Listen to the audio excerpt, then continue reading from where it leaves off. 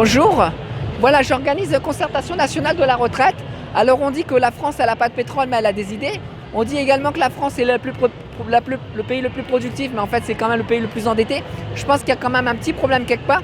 Donc je pense qu'il faut un peu rabaisser sa prétention et qu'il faut à un moment donné consulter la population pour prendre toutes les idées. C'est la raison pour laquelle moi je mets en place cette concertation.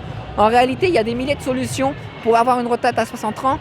On peut très bien faire venir les Ukrainiens et les Russes. On peut très bien créer une carte de fidélité pour gagner des points retraite. On peut très bien obliger le recrutement d'un jeune ou de 2 apprentis lorsqu'une personne part à l'après-retraite.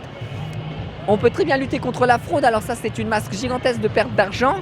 Donc en fait il y a des milliers de possibilités. Et donc la solution elle est bête, c'est simplement poser la question aux gens avec une technologie. Si moi je peux faire une concertation nationale, à mon avis le gouvernement il peut facilement le faire.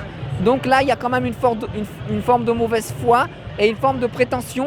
Quand on entend Macron parler concernant la santé, il résume ça aux déserts médicaux. Quand il parle de l'école, il résume ça au remplacement des professeurs. C'est là qu'on voit que le niveau de créativité, ça vole pas très haut. Et donc je pense qu'à un moment, il faut dire bon ben ok, j'ai pas forcément des idées. Je vais peut-être poser la question aux autres parce qu'il n'y a pas besoin de compétences pour avoir des idées.